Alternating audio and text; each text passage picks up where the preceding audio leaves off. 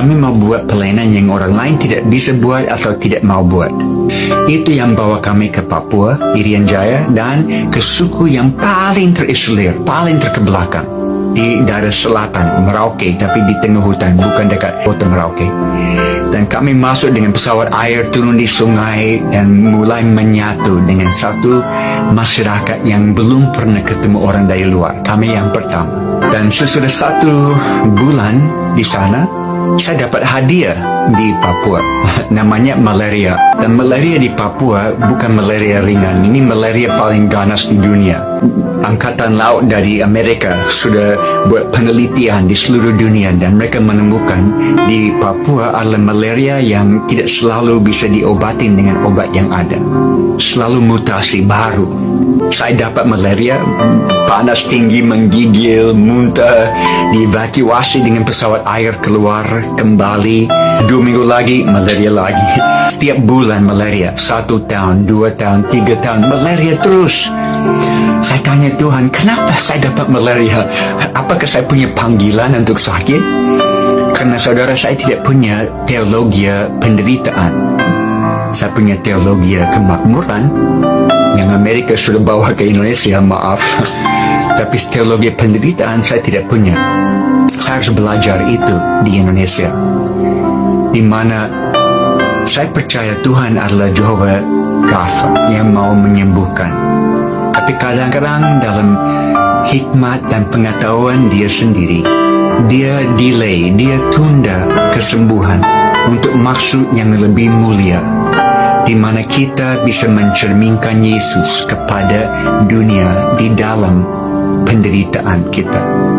Dan saya dapat malaria terus sampai tahun ketiga ada terobosan dan banyak orang bertobat di suku kami, sampai menjadi kegerakan 80% suku ini percaya Yesus.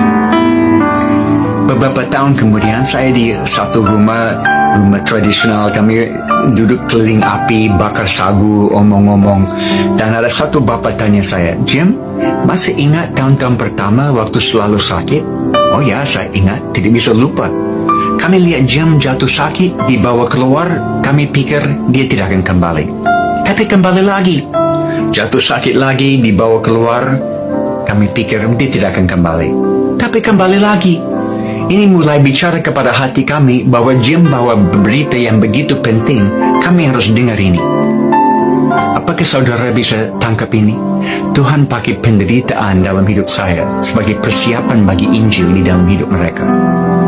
Dan kalau saya bisa menderita supaya satu suku datang kepada Tuhan, why not? Kenapa tidak? Beberapa tahun lalu, saya mulai kehilangan kemampuan lihat dengan mata kiri. Karena obat malaria itu keracunan, dan kalau dimakan terus bertahun-tahun bisa bikin mata buta. Dan saya mulai buta mata kiri. Saya ke Houston Medical Center di Houston, Texas di Amerika. Mereka periksa di dalam, di luar, dan akhirnya saya dipanggil ke kantor dokter dan dia kasih lihat semua hasil penelitian dan dia bilang matamu sudah rusak permanen. Ini kondisi tidak akan membaik, ini akan merosot dan mata yang lain akan ikut. Saya duduk santai. Oke dokter, terima kasih. Dia tegas. Apakah saudara mengerti ini tidak akan membaik? Ini akan memburuk. Oke, terima kasih. Saya bangkit berdiri mau menuju ke pintu, mau keluar. Dia stop saya, dia cegah saya di pintu. Dan dia dengan suara keras paling terakhir. Dan saya tidak bisa jamin kalau saudara kembali ke Papua dan dapat malaria satu kali lagi, bisa buta total. Terima kasih dokter. Saya tahu dari dunia medis tidak ada penjelasan kenapa saya bisa melihat. Tapi Tuhan beri kasih karunia cukup 1 hari demi 1 hari bagi saya.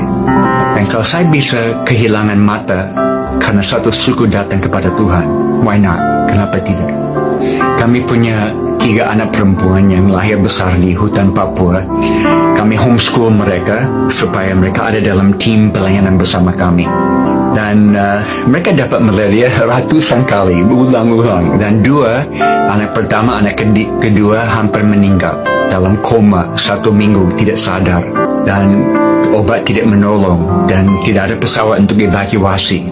Kami hanya basuh mereka dengan air dan doakan, dan akhirnya sesudah 1 minggu Tuhan kembalikan mereka kepada kami.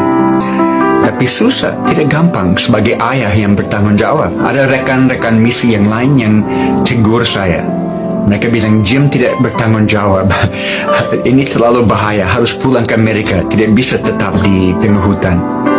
Saya bergumul dan satu hari saya berdoa, Tuhan, saya percaya panggilan-Mu masih ada di atas hidup kami. Dan saya buat semua yang ada dalam kemampuan saya untuk menjaga keluarga saya. Saya harus percaya Engkau akan mencukupi kekurangan saya. Dan hari itu saya dapat damai sejahtera dalam hati saya. Saya tahu Tuhan akan selalu mencukupi kekurangan saya. Dan kalau saudara ketemu anak-anak saya, mereka sangat senang. Mereka besar di hutan Papua. Mereka tidak rasa kekurangan sedikit pun. Mereka rasa mereka anak-anak yang paling kaya di dunia. Dan mereka semua keluar kuliah dan masuk profesi bidang masing-masing. Dan mereka teruskan misi Tuhan dalam hidup mereka lewat bidang yang mereka pilih. Seperti Amy, anak pertama, yang waktu di hutan dia bantu mama di klinik. Dia umur 12 tahun, dia bisa bantu ibu-ibu melahirkan. Umur 12 tahun, dia bisa jahit kulit yang terbelah dari perang suku. Umur 12 tahun, dia bisa pasang tulang yang patah.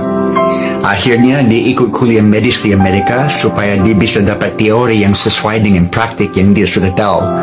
Dan dia kembali, dan sekarang di kota di mana kami tinggal, di Sentani, dia buka klinik kesehatan. Di mana banyak orang datang dan tubuh dijamah Tuhan dan rohnya dijamah Tuhan.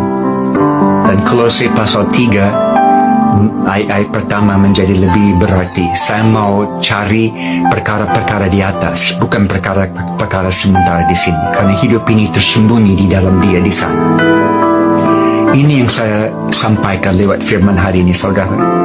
Kita punya waktu terbatas. Mari kita kejar dengan segalanya yang kita punya, memenuhi panggilan Tuhan. Karena hidup ini bukan tentang kenikmatan kami, tapi bagaimana kami bisa dipakai dalam tangan Tuhan, alat yang berguna untuk membawa banyak orang kepada Dia dengan waktu sisa yang kita punya.